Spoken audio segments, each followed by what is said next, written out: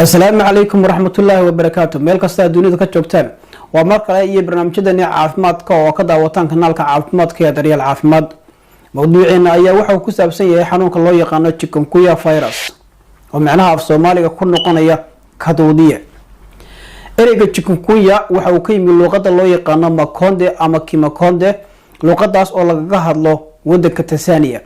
micnihiisu ereygan waxa weeyaan inuu markaa qofku uu socon kari waayo ama socodkii markaa aan u saamaxaynin, taas oo keenaysa in qof markaa uu noqdo qof markaa bukaana muuqaal ahaan, taas oo markaa uu kaga dhaco inta badan iskoysyada. Chikungunya virus waxa uu ka tirsan yahay family-ga loo yaqaano Toglophilidae family, waana RNA virus. sanadii 1952 ayaa waxa uu ka dilaacay dalka Tansaaniya. taariikh ahaan xanuunka chikungunya waxa loo tixgeliyaa inuu yahay xanuunada loo yaqaan tropical diseases oo ka dhaca inta badan kulaalayaasha.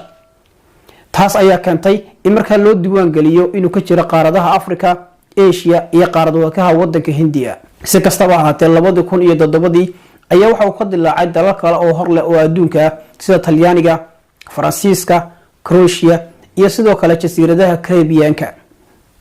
cudurkan ayaa la sheegay inuu markaa uu ka jiro 60 wadan oo adduunka ah sida markaa lagu xusay bogga hay'adda caafimaadka ee WHO.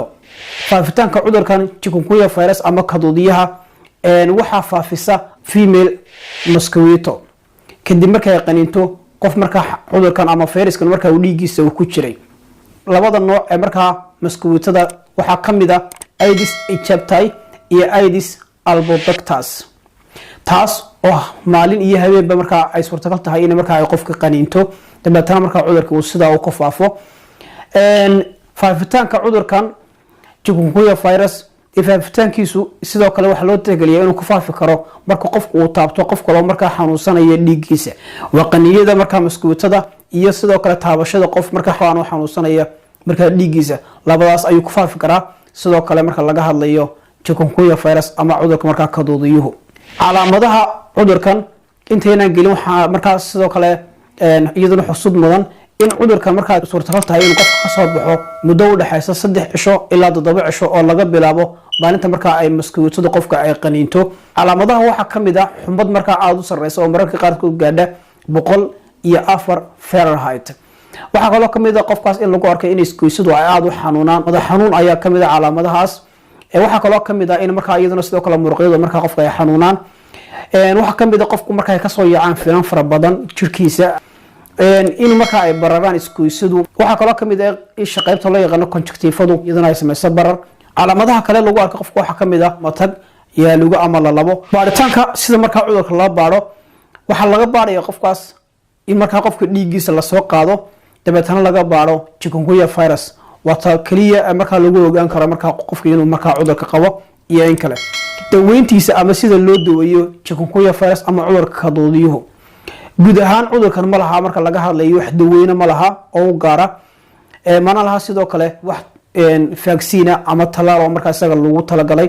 hase yeeshee waxa laga yaabaa in cudurkan calaamadihiisu markaa qofka marka ay ku dhacaan marka ay muddo ay ka sii muuqdaan. waxa kaloo kamid ah in qofkaas suurtagal tahay inuu markaa noqdo qof aad u awood daran. inta badan qofku calaamadihii markaa xanuunka waxa uu kaga soo kabtaa ama markaa uu kaga bogsadaa muddo isbuuca, laakiin mararka qaar waxa dhacday qofka markaa in jaundice markaa ay si xanuunaan ama iskoysida ay si xanuunaan, taas oo markaa si jiitanta bilooyin ama markaa bilo markaa qofka lagu sii arko. mararka qaar waxa dhacda in sanada lagu sii arko, laakiin waa 20% ee dadka qaarkood sida markaa loo diiwaan geliyay. dadka qaarkoodna waxa dhici karta markaa in xanuunku uu dib u soo noqdo oo markaa ay iskoysidii ama jaundice ay xanuunaan. ma jirto sidaan sheegnay dawo u gaar ah oo markaa lagu talagalay chikungunya virus, balse sidoo kale waxa jira siyaabo kale oo markaa qofka loo daweyn karo. waxa kamid ah qofku inuu qaato nasiino ama qofka la nasiyo. waxa kaloo kamid ah qofkaas in jirkiisa ay soo galaan biyo fara badan ama noqdaan kuwo markaa lagu xirayo sida faleebooyinka ama sayloonka iyo kale, si markaa looga hortago marka qofku uu fuuq baxo maadaama xumad fara badan ay jirto marka qofku dhidid badan marka uu sameeyo.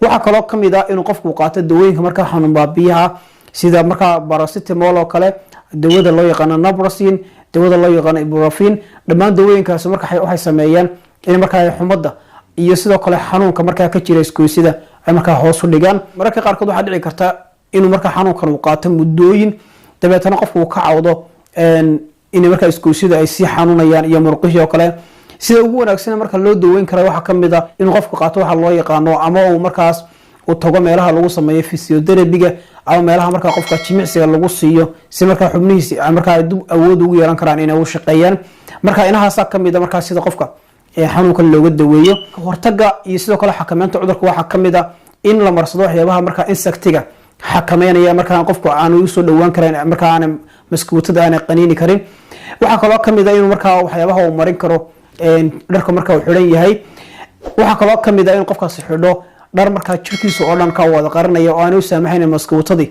ay qaniinto inuu guriga marka gudihiisa joogo hadii ay suurtagal tahay ama inta badan ay maskuutadan inta badan waxay sameeysaa in qofka qaniinto ee subaxa hore iyo barqadii oo kale xiliyada waxa wanaagsan qofku inuu marka uu guriga joogo waxa kale oo kamid ah inuu qofku iska ilaaliyo inuu socdaalo meelaha marka ay ka dilaacday ama uu ku jiro xanuunka loo yaqaano chikungunya virus waxyaabaha kale lagu hortagi karo ama loo xakameyn karo waxa kamid ah in qofku isticmaalo waxyaabaha nadiifiya ama nadiifinaya guriga gudihiisa ka nadiifinaya maskuutadii ama qolalkii marka ka nadiifinaya xiliyada qofku seexanayo waxa wanaagsan inuu xidho mara kaneecada ama marka shabaga ku hoos galiyo qofku si aan u qalinin kaneecadii waxa kale oo kamid ah qofku inuu isticmaalo waxa loo yaqaano insecticide-ka waxyaabaha insectiga marka dilaya in marka uu guriga ku buufiyo ayadana sidoo kale wanaagsan inahaas ugu muhiimsan marka waxyaabaha looga hortagi karo viruska intaas ayaan kusoo gabagabeynayaa mawduuceena ku saabsan xanuunka loo yaqaano chikungunya virus ama xanuunka khudriyaha